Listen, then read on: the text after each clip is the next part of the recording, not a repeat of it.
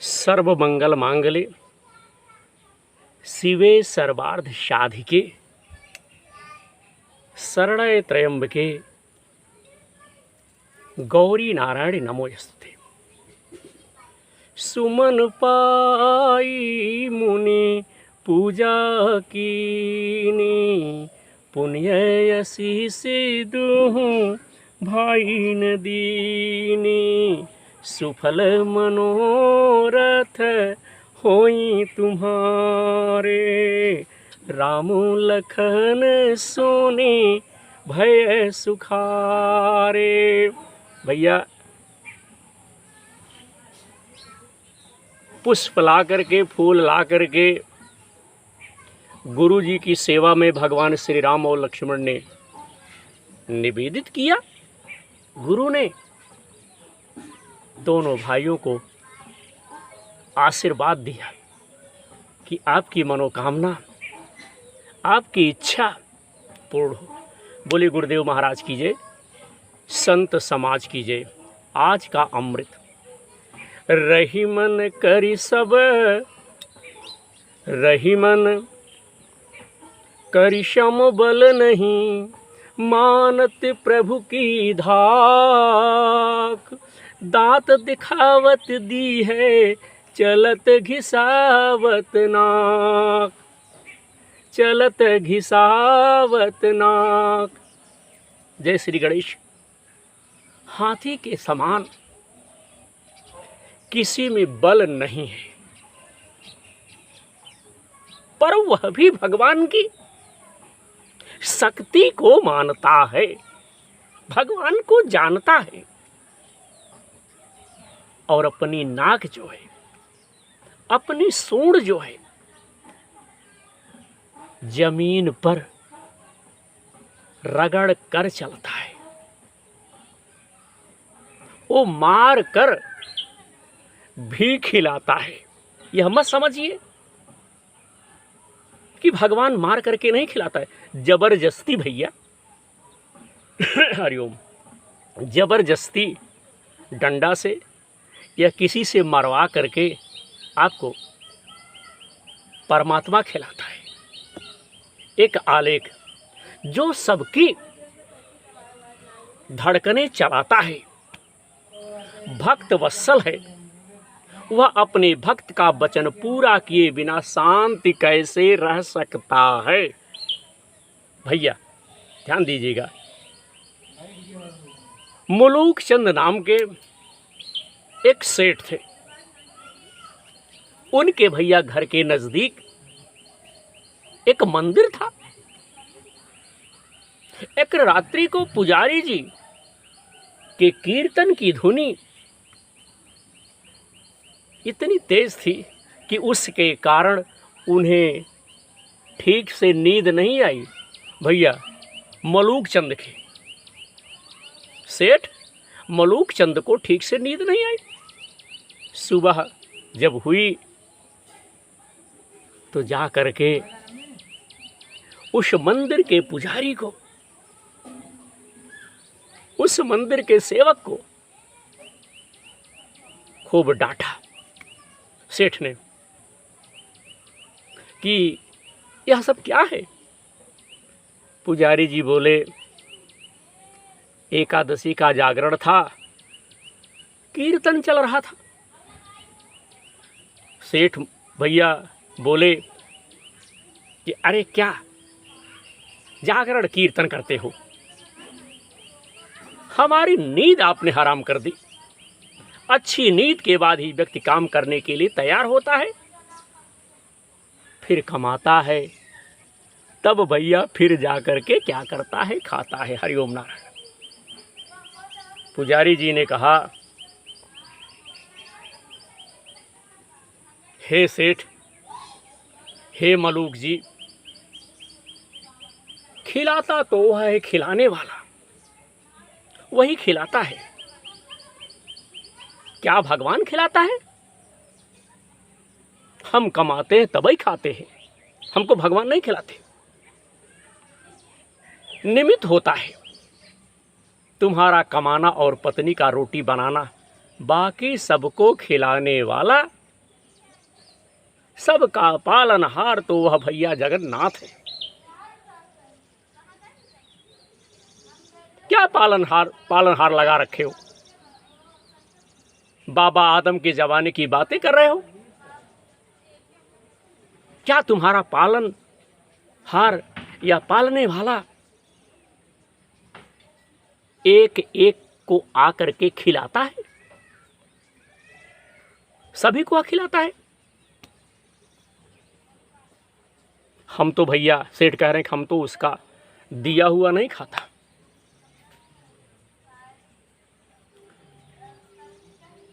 संत जी ने कहा, महाराज जी ने कहा, नहीं खाओगे तो भैया मार करके खिलाएगा।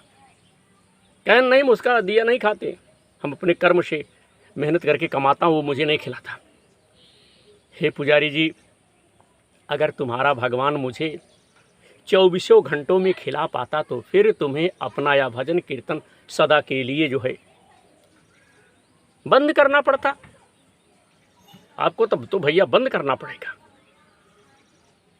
मैं जानता हूं कि तुम्हारी बहुत पहुंच है, लेकिन उसके हाथ बड़े लंबे हैं। जब तक वह नहीं चाहता तब तक किसी का बल भी नहीं रहता, और उस व्यक्ति का कोई बाल भी बांका नहीं कर सकता। आजमा करके देख लेना। पुजारी जी भैया भगवान में प्रीति वाले सात्विक विचार के भक्त थे।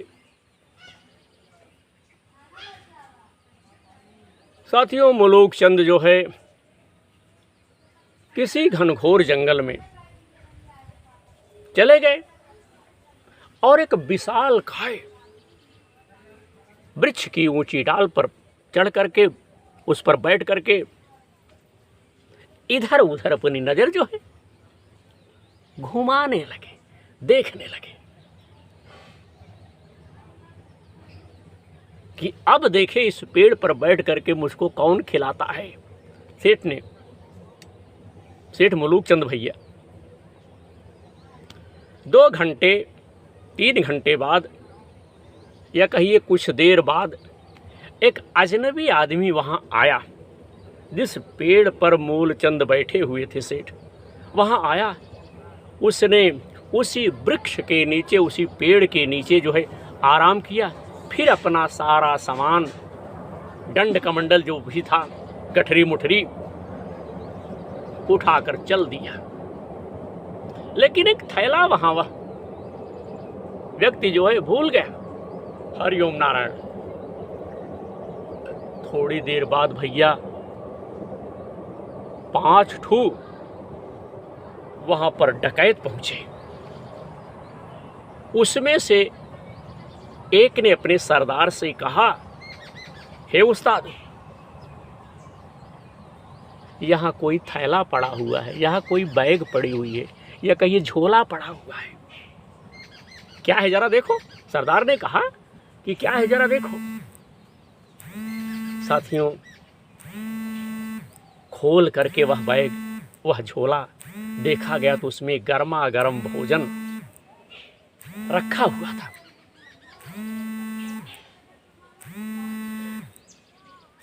चोरों ने समझा, उन्होंने सोचा कि उन्हें पकड़ने या फंसाने के लिए किसी शत्रु ने ही यह जहर वहर भैया इसमें डालकर यह डिब्बा यहाँ पर रख दिया है, यह किसी पुलिस का षड्यंत्र होगा। उन्होंने भैया इधर उधर नजर डाली, लेकिन कोई भी आदमी भैया दिखाई नहीं दिया। तब डाकुओं के मुखिया ने जोर से आवाज लगाई, कोई हो तो बताए, यह थैला, यह बैग, यह झोला कौन छोड़ गया है। मलूक चंद सोचने लगे कि अगर मैं कुछ बोलूंगा तो भैया यह मेरे गले ही पड़ेगा, किसी ने इसमें जो जहर वहर मिला करके रखा होगा। वो तो भैया इसी डर के नाते चुप। चुपचाप उसी पेड़ पर बैठे हैं, चुपचाप बोल नहीं रहे। जो सबके हृदय की धड़कने चलाता है, वह भक्त वत्सल, वह अपने भक्त का वचन जो भैया बिना पूरा किए शांत कैसे रह सकता है।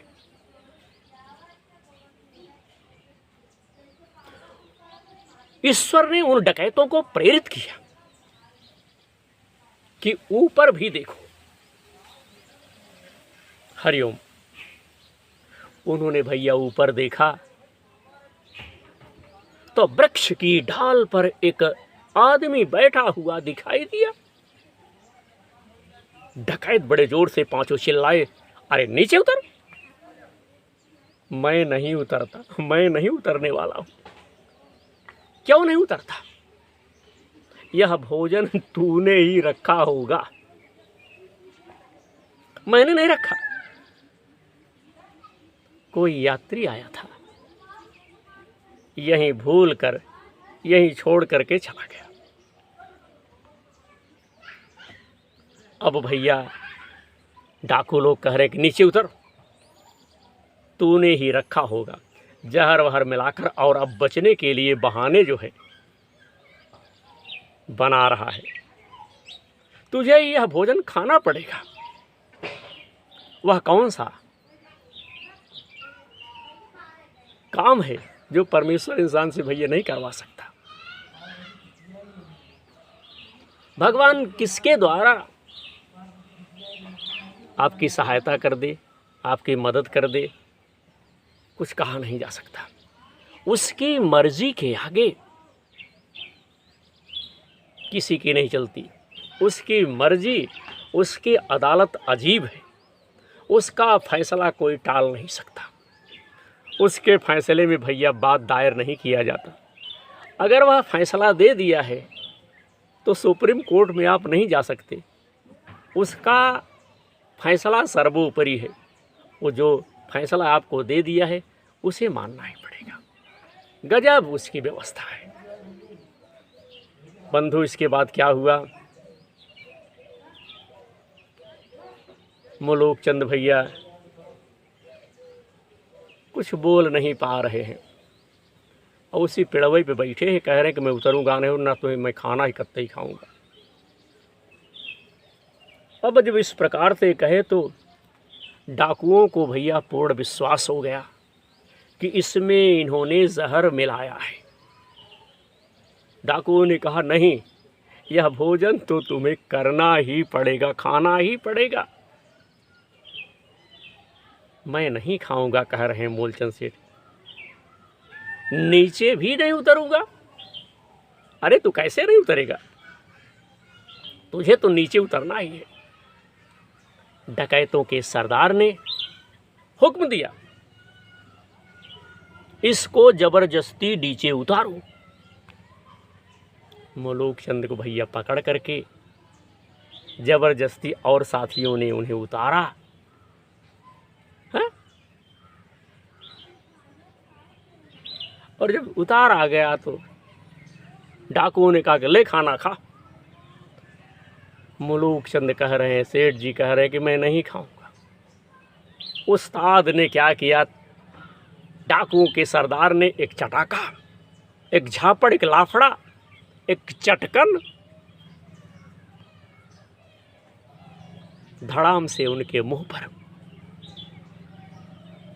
जड़ दिया, मार दिया।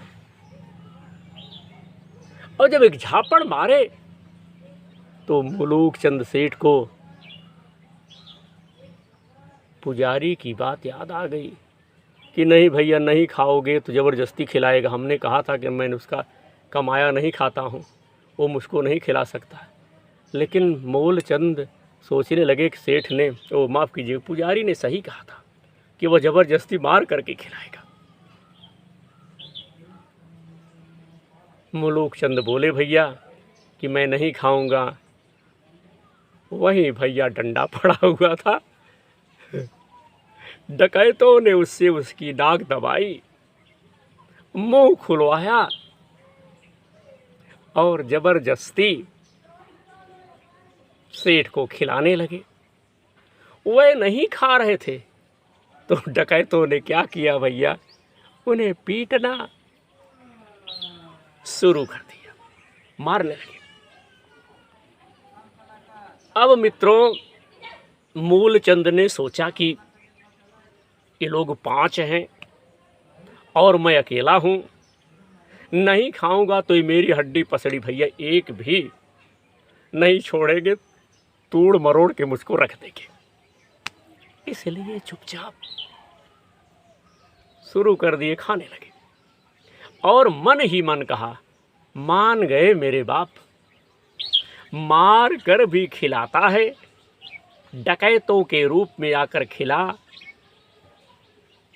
दिया आपने, चाहे भक्तों के रूप में, लेकिन खिलाने वाला तो तू ही है, तुम्हारे अलावा और कोई नहीं खिला रहा है। अपने पुजारी की बात आपने सत्य साबित कर दी, सही कर दी। वह सोचने लगे, जिसने मुझे मार कर भी खिलाया, अब उसका सर्वसमर्थ की ही मैं खोज करूंगा। जिसने मुझे ज़बरदस्ती खिलाया, मैं उसी की खोज करूंगा। साथियों, वह उस खिलाने वाले की खोज में घने जंगल में सेठ मुलूक चंद भैया चल पड़े और वहीं जंगल में रह करके मित्रों, सेठ जी भगवान की भजन में, भगवान की आराधना में, भगवान की वंदना में लग गए। और लग गए तो ऐसे लग गए कि भैया मुलूक चंद से संत मुलूक दास हो गए। तो आज का यह आलेख हमने इसलिए आपको सुनाया कि करहि करावे भंजन सोई, उमा राम बिद लखान खोई। भगवान होई हैं सोई जो राम रसि राखा, कोकर तर्क बढ़ावें साखा। भगवान जो चाहेंगे, जो करेंगे, ठीक करेंगे और उनके कार्य में भैया हस्तक्षेप नहीं होगा। तो खिलाने वाले वही हैं, बचाने वाले वही हैं, सब कुछ करने वाले वही हैं। तो आज हमने यह एक लघु कथा आप सबकी सेवा में विनोद प्रहरी यूट्यूब चैनल की तरफ से हमने शेयर की। आशा करता हूँ कि आप सबको यह कथा अच्छी लगेगी। इसी उम्मीद की तरफ बढ़ते हुए आप सबकी सेवा में उत्तर प्रदेश का धार्मिक चैनल विनोद प्रहरी देखते रहिए। कार्यक्रम प्रसारण अगर अच्छा लगे तो ज़रूर इस कार्यक्रम से जुड़ करके धर्म के क्षेत्र में हमारी सहायता करें। धर्म की जय हो, अधर्म का नाश हो। जय जय श्री सीताराम।